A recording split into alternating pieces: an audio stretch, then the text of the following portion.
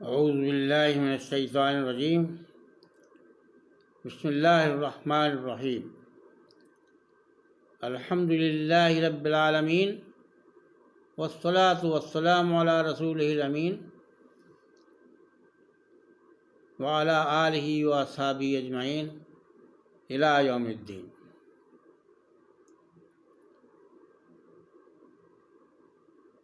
ومن ذریتہ داؤد و سلیمان و ایوب و یوسف و موسیٰ و ہارون۔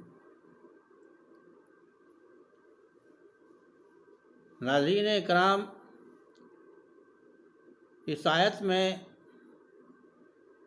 اللہ تعالیٰ نے فرمایا ہے کہ حضرت ابراہیم کی ذریت میں داؤد بھی تھے، سلیمان بھی تھے، ایوب، یوسف، موسیٰ اور ہارون بھی تھے۔ تو اس آیت میں حضرت ایوب کا ذکر تمام پیغمبروں کے ساتھ کیا گیا ہے، تو اس سے ظاہر ہوتا ہے کہ حضرت ایوب بھی پیغمبر ہی تھے، اور آج کے اس ویڈیو میں انشاءاللہ ہم حضرت ایوب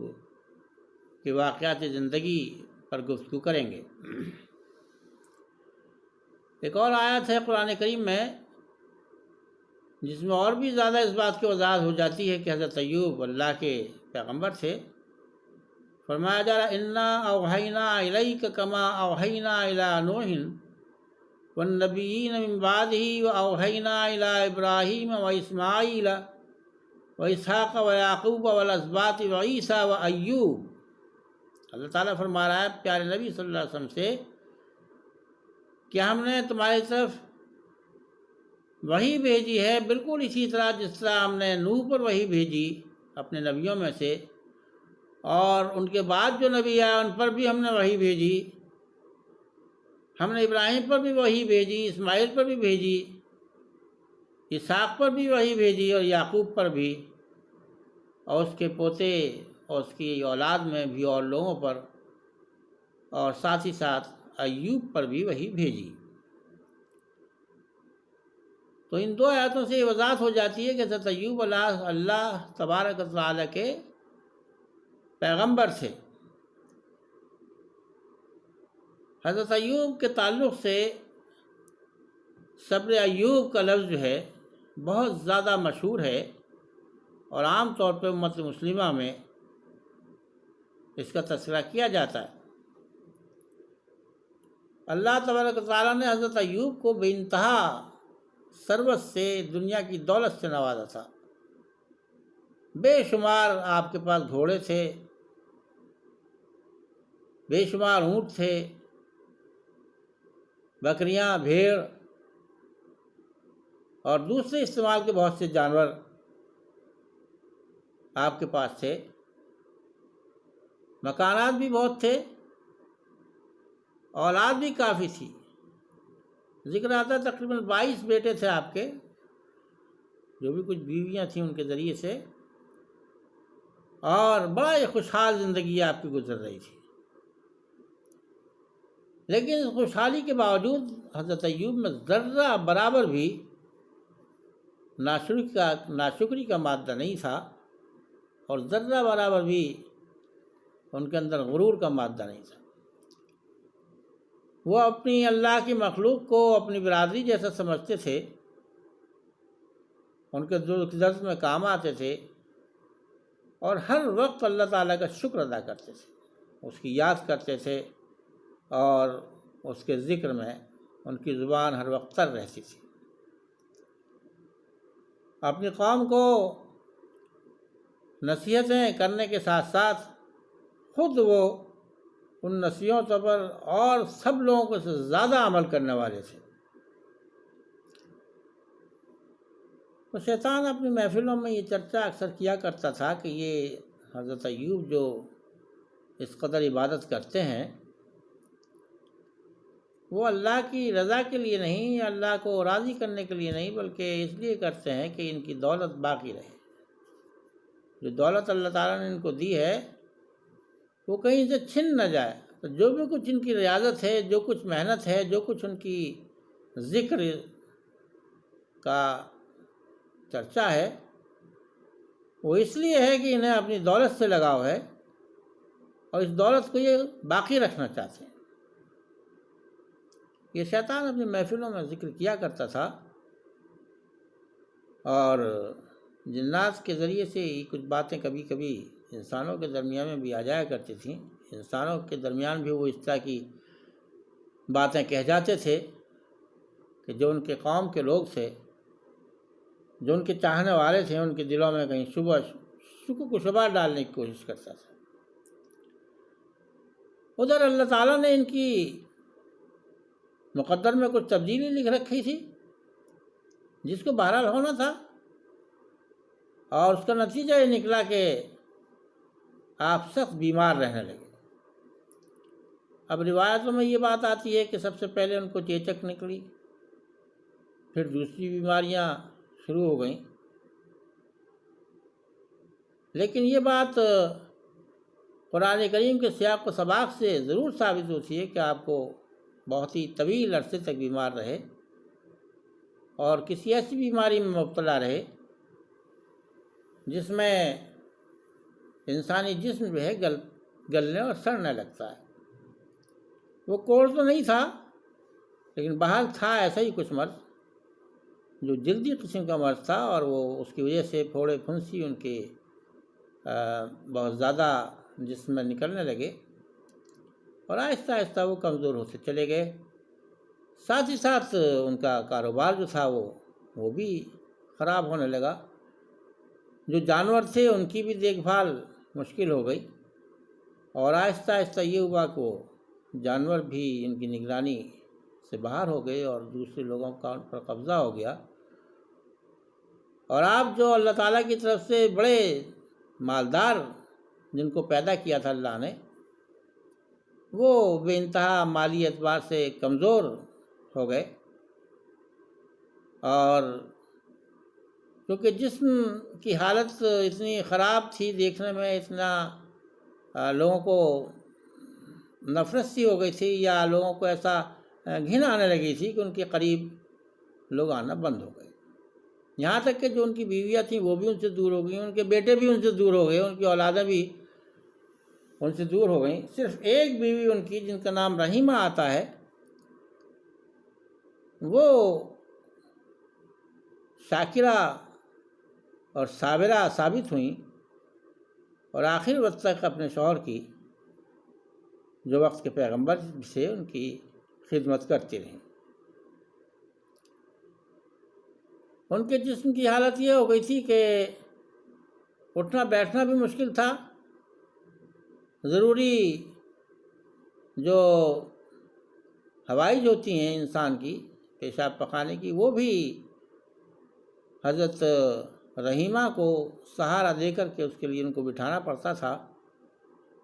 اور کہیں سے وہ راکھ کا انتظام کر کے لایا کرتی تھیں، وہ زمین پہ بچھا دی جاتی تھی، اس کے اوپر ان کو لٹا دیا جاتا تھا حضرت ایوب کو۔ جو کچھ اس میں رات پیپ وغیرہ نکلتی تھی ان کے زخموں سے، وہ اس راکھ میں جذب ہو جایا کرتی تھی، اور پھر وہ راکھ بدل دی جاتی تھی۔ مال و دولت ان کا سب ختم ہوتا چلا گیا، اور خود ان کی بیوی کو جو ان کی خدمت پہ ابھی تک لگی ہوئی تھیں، دوسرے لوگوں کے یہاں جا جا کے کام کرنا پڑا حضرت اپنی اور حضرت ایوب کی ضرورتیں پوری کرنے کے لیے۔ لیکن حضرت ایوب کی صورتحال یہ تھی کہ وہ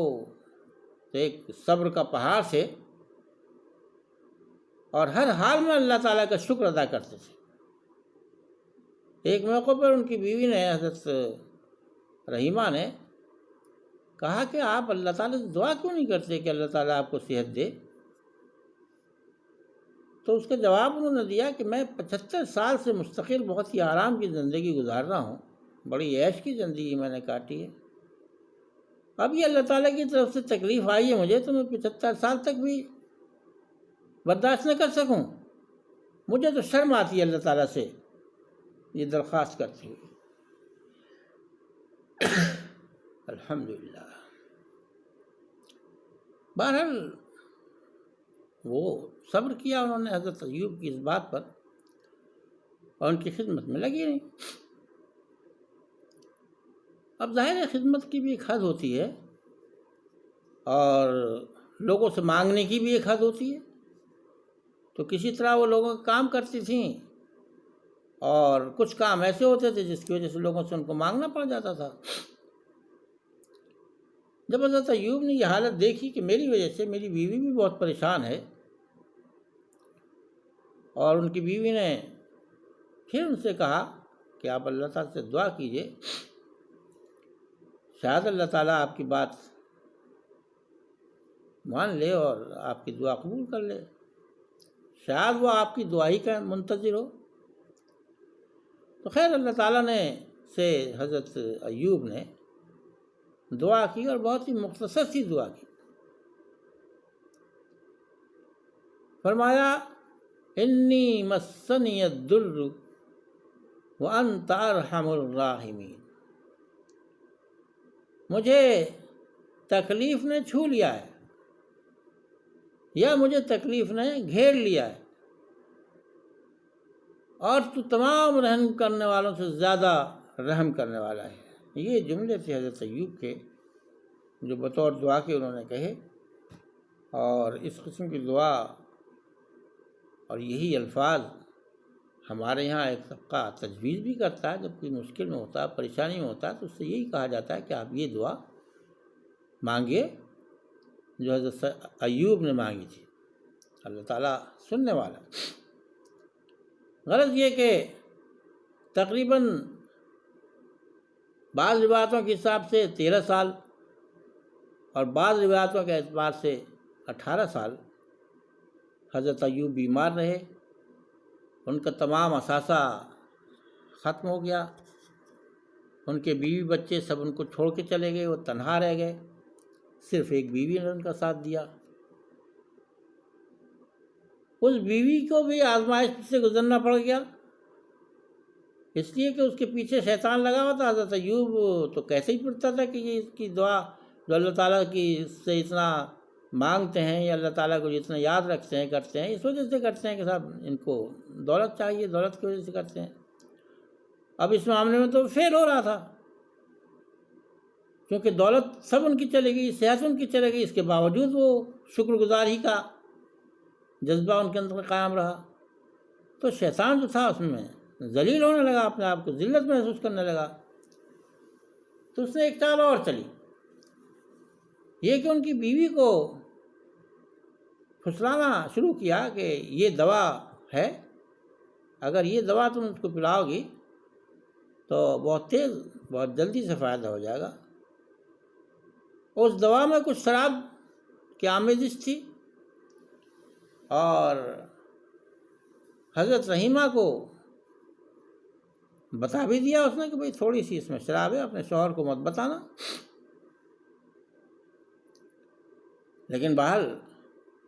حضرت رحیمہ ان کی بیوی تھیں، ایک شوہر کی بیوی تھیں، ان کو یہ احساس بھی تھا کہ بھئی یہ چیز صحیح نہیں ہے، لیکن حضرت ایوب کی انہیں محبت بھی تھی، تو محبت ان کی غالب آ گئی۔ اب وہ اس دوا کو لے کر کے حضرت ایوب کے پاس پہنچ گئیں، لیکن پیغمبروں کی حفظ و حفاظت کی جاتی ہے نا اللہ تعالیٰ کی طرف سے اسپیشل۔ کسی طرح حضرت ایوب کو یہ احساس دلا دیا اللہ تعالیٰ نے کہ یہ دوا جو تمہاری بیوی لے کے آئی ہے یہ صحیح نہیں ہے، اس میں حرام کی آمیزش ہے۔ تو جب وہ لے کر کے آئیں تو ان کو تو پہلے ہی سے حضرت ایوب کو معلوم تھا، انہوں نے پوچھا کہ یہ کیا ہے، کس نے دیا ہے، کہ فلاں شخص نے دیا۔ وہ انسانی شکل میں آیا تھا حضرت رحیمہ کے پاس، انہوں نے کہا فلاں شخص نے دیا ہے۔